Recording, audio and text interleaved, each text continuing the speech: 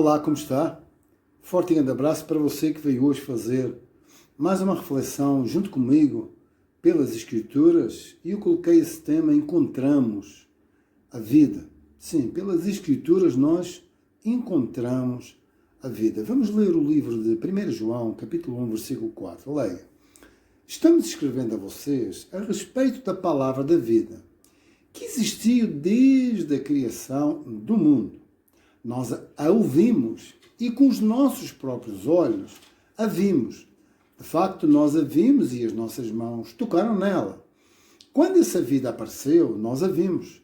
É por isso que agora falamos dela e anunciamos a vocês a vida eterna que estava com o Pai e que nos foi revelada. Contamos a vocês o que vimos e ouvimos para que vocês estejam unidos conosco, assim como nós estamos unidos com o Pai e com Jesus Cristo, o seu Filho. Escrevemos isso para que a nossa alegria seja completa. Amigo, amiga, que mensagem tão poderosa que o João, pelo Espírito Santo, escreve aqui para mim, para si e para todo aquele a quem este Filho, que na realidade ele escreveu aqui, que está unido a este Pai e com Jesus Cristo, o seu Filho.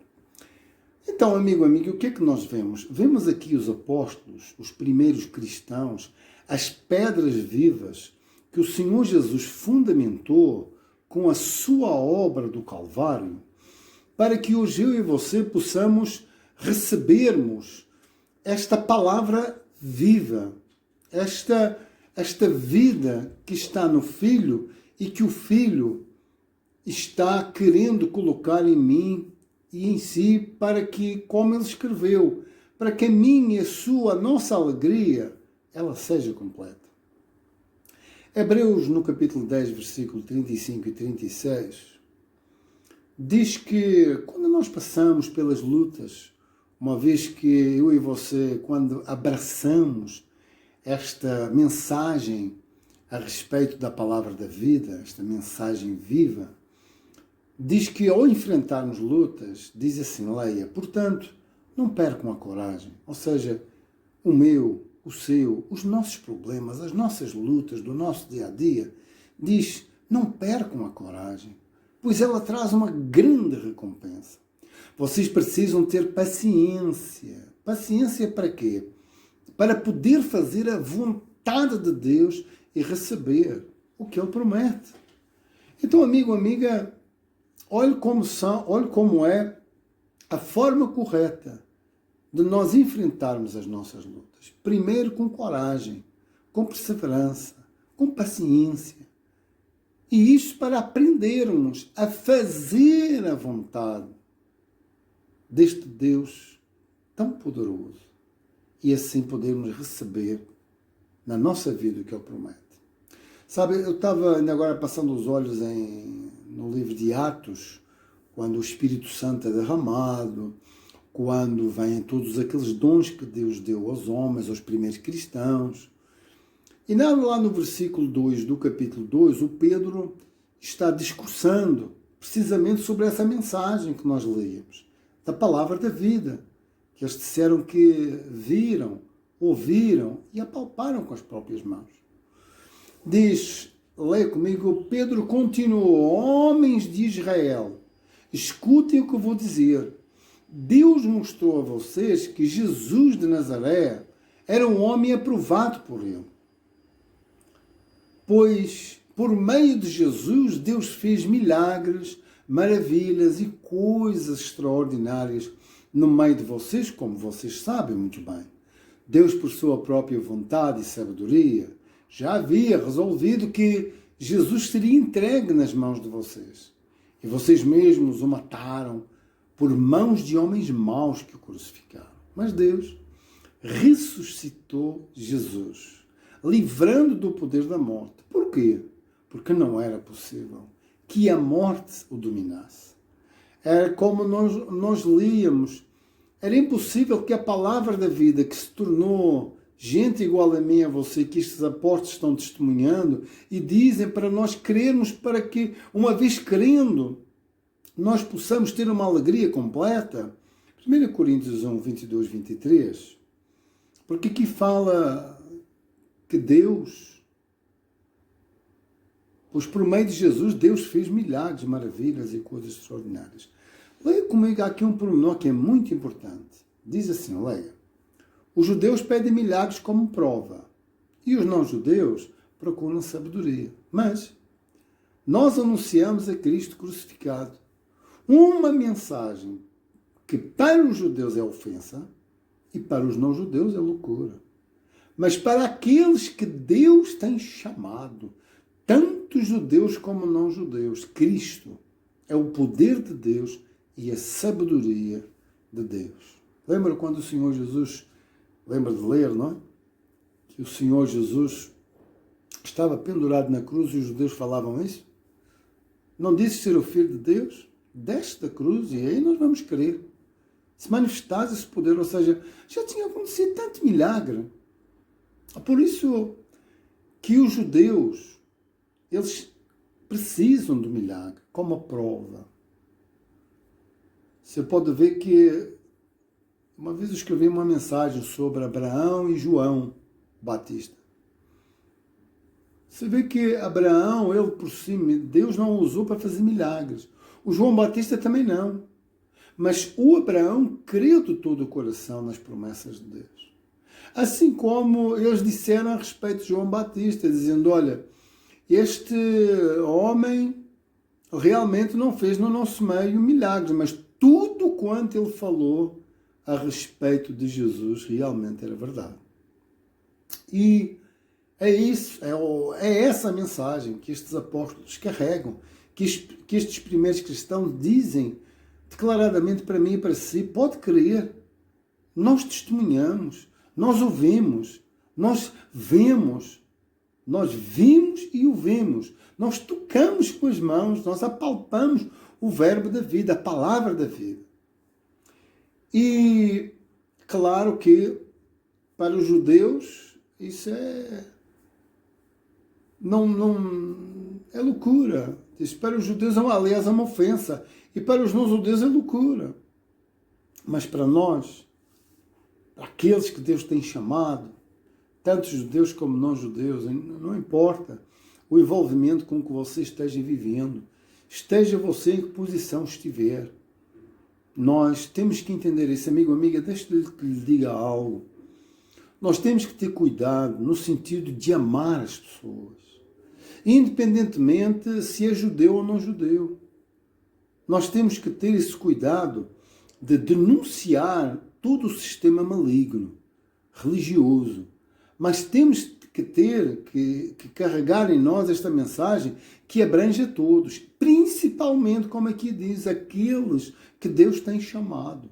Deus chama a quem quer, onde estiver e do jeito que estiver. Você vê que nós lemos aqui, às vezes lemos o Paulo. O Paulo era inimaginável que Jesus lhe aparecesse no caminho e que o Espírito Santo viesse usá-lo para alcançar os gentios, a mim e a você. Um homem daquela estirpe, daquela raça, daquela situação de vida, um homem mau. Mas Deus chama a quem quer. Ele chama. Então tem que haver esse cuidado, muito cuidado. Por outro lado, o cuidado por querer ir ao Senhor Jesus pelo milagre, pelo sinal, pelo prodígio, pelo resolver um ou mais problemas ou impossíveis da nossa vida. Nós já vamos ler, veja bem, Filipenses 2, 1, 3, nós vamos chegar a respeito deste assunto que eu toquei agora, de irmos ao Senhor Jesus, mas da seguinte forma, diz assim, leia, pois Deus está sempre agindo em vocês. Para quê? Para que obedeçam à vontade dele, tanto no pensamento como nas ações. Então, Deus está sempre agindo. Pelas Escrituras nós devemos buscar esta vida. E esta mensagem viva faz Deus agir para que nós venhamos obedecer à vontade, porque a vontade dele é perfeita.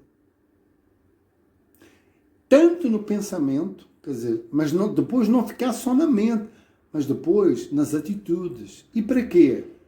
Diz lá no mesmo capítulo 2 de Filipenses, no versículo 15, sejam filhos de Deus, ou seja, sejam beneficiários, ou sejam beneficiados, ou sejam agraciados pelos grandes sinais, prodígios e milagres. Sim, tudo isso acontece, mas olha onde é que Deus quer chegar. Filhos de Deus. Quer fazer de mim, de si, um filho, vivendo sem nenhuma culpa no meio de pessoas más, que não querem saber de Deus.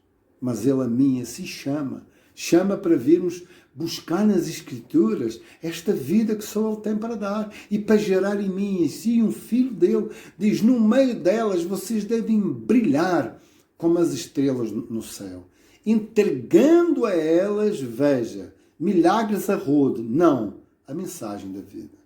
E nesta mensagem, então, está todo o poder dele para não somente fazer o que você imagina, quer, precisa, mas tornar de mim, de si, um filho íntimo dele.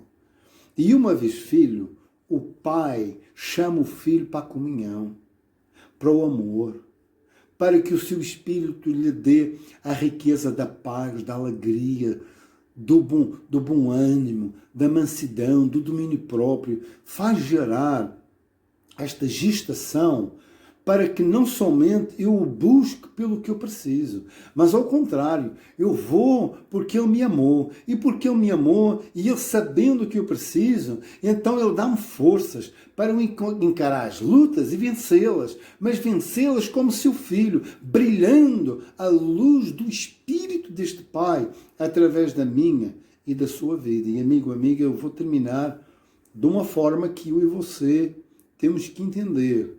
É uma forma de um juramento que este Deus e Pai faz a todos aqueles que existem na vida. Leia comigo. É isto o que as Escrituras Sagradas dizem. Romanos 14:11. Juro pela minha vida, diz o Senhor, que todos se ajoelharão diante de mim e todos afirmarão que eu sou Deus. Amigo, amiga, não importa se é judeu religioso e quer só milagre, ou não judeu e só quer ficar na sabedoria. Não importa quem nós somos, Ele nos chama para o abraço de um Pai. E um Pai que é tão poderoso, que é um Deus que nos faz cair de joelhos. Mas ao mesmo tempo que eu caio de joelhos aos pés deste Deus Todo-Poderoso, esse Deus Todo-Poderoso encarna numa mensagem vida igual a gente, a mim e a si, e nos abraça, e nos põe sangue, suor e vida sobre nós. Ele nos recebe nele e nos faz, então, aí sim, sermos mais do que vencedores em tudo o que nós enfrentarmos nesta vida, com a eternidade, esta mensagem viva que nós carregamos, como é que nós dizíamos, Filipenses 2:16, no meio delas vocês devem brilhar como as estrelas no céu, entregando ao próximo, à nossa família, aos nossos amigos, aos nossos inimigos, entregando a elas a mensagem da vida. É esta mensagem que nós temos para entregar. Aquele que a recebe, que a aceita de todo o coração e nela cresce na presença deste Deus, então este Pai aceita e faz verdadeiramente sermos filhos do Deus Altíssimo, e temos todo o prazer em estar de joelhos na presença dele, porque Ele, sendo Deus, baixou até à nossa estatura. Um forte abraço, que Ele te abençoe poderosamente, lhe dando forças para você ultrapassar essa luta que você está passando, como eu passo as minhas e todos nós passamos, mas Ele não faz-nos suprir essas lutas com este espírito do seu poder no nosso interior como filhos amados. Até à próxima, forte abraço.